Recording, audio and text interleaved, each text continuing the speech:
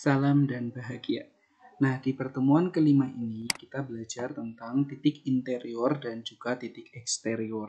Titik interior itu adalah artinya titik dalam. Jadi misalkan kalian di sini punya S, sigma itu adalah ruang topologi untuk S, di mana ada suatu himpunan A subset dari S, ya, himpunan bagian dari S, di mana A itu juga merupakan anggota dari power set S, ya, karena power set isinya itu adalah himpunan. Kemudian sigma itu adalah juga subset dari power set dari S, ya, atau himpunan kuasa, dengan A itu elemen dari sigma dan A-nya atau A-nya bukan elemen dari sigma. Jadi bisa di elemennya atau bukan elemennya dari topologi itu. Misal saya punya di sini X itu adalah anggota di A, itu nanti disebut titik interior dari himpunan A jika dan hanya jika terdapat himpunan terbuka yang memuat X, sedemikian sehingga himpunan terbuka tersebut itu merupakan himpunan bagian dari A. Ya, saya ulangi lagi, dia dikatakan titik interior dari A itu jika ada atau terdapat himpunan terbuka yang memuat X, sedemikian sehingga himpunan terbuka yang memuat X tersebut itu merupakan himpunan bagian dari himpunan A. Dengan kata lain, misalkan Gx itu adalah himpunan terbuka, maka Gx itu subset dari A, di mana X-nya elemen dari itu. Himpunan semua titik interior dari A ditulis dengan interior A atau A pangkat 0 itu, ya. Sebagai contoh di sini saya punya soal di sini S-nya itu adalah ABCDE. Kemudian ada sigma isinya kosong, S, kemudian himpunan A, himpunan C, D, himpunan A, C, D, dan himpunan B, C, D, E adalah topologi pada S.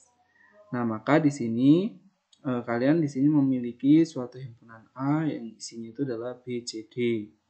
Nah, berarti kan di sini kita mau mengecek apakah B itu interior, apakah C itu interior, apakah D interior, ya, dari A, dan tentukan himpunan semua titik interiornya.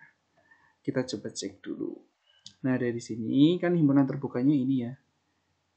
Himpunan terbuka yang memuat B, kita mau ngecek B itu interior atau bukan. Maka caranya itu adalah mana anggota dari himpunan terbuka ini, topologi sigma ini, yang memuat B. Berarti kan jelas S, karena S isinya ABCDE dan juga BCDE. Berarti ada dua. Coba kita cek. Ternyata S itu bukan himpunan bagian dari A, karena kan A isinya BCD. Dan BCDE juga bukan himpunan bagian dari A. Jadi, dua-duanya bukan himpunan bagian, sehingga tidak terdapat himpunan terbuka yang memuat B yang merupakan himpunan bagian dari A. Jadi, B bukan interior. Gitu. Kemudian yang C.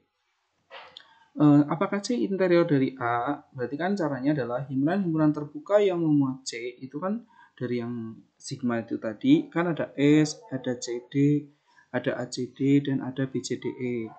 Maka terdapat himpunan terbuka yang memuat C, berarti kan yang memuat C itu ini kan banyak ini. Ternyata cukup saya ambil CD ini, ternyata CD itu dia subset dari BCD atau si A.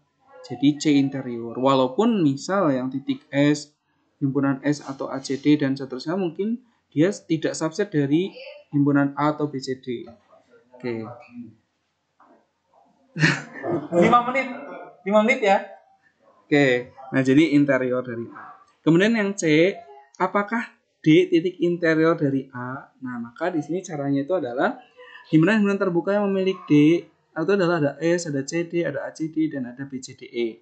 Sehingga terdapat himpunan terbuka yang memuat D yaitu CD. Nah, di mana CD itu adalah subset dari A, ya, yaitu BCD. Sehingga D itu adalah titik interior dari A. Sehingga interior dari A itu adalah C, D. Oke, selanjutnya setelah kalian memahami, nanti dibaca lagi secara mandiri titik interior atau titik dalam. Sekarang kita lanjutkan ke titik eksterior atau titik luar. Nah, misalkan saya punya S, sigma, ruang topologi untuk S, ini masih sama. Titik eksterior berarti titik di luar dari ini A, itu adalah titik interior dari A komplement. Jadi sebenarnya kalian ngeceknya sama dengan titik interior, cuma ini terhadapnya A komplement kalau mau mencari eksterior dari A. Dengan A komplement adalah komplement dari himpunan A. diingat lagi ya konsep komplement. Jadi di sini secara definisi kalian punya Y elemen A disebut titik eksterior dari A jika dan hanya jika Y adalah titik interior dari A komplement. Nah, artinya cukup terdapat himpunan terbuka yang memuat Y sedemikian sehingga himpunan terbuka tersebut itu himpunan bagian dari A komplement. Nah, kalau sekarang tuh eksterior itu dia bagiannya dari A komplement. Dengan kata lain, misalkan GY itu adalah himpunan terbuka yang memuat Y, maka ada ya Y elemen GY dan dia itu subset dari A komplement sehingga eksteriornya itu adalah itu. Ini penulisannya eksterior A atau interior A komplement sama saja. Kemudian di sini saya punya contoh ya. Di sini saya punya S A B C D E di mana sigma itu adalah topologi ini. Nggih, Bu. Nanggung ini saya lagi rekaman. 2 menit. Nah, di sini topologi pada S sehingga di sini A itu adalah B C D. Nah, diperoleh A komplement itu isinya itu adalah berarti kan komplement dari B C D itu adalah AE.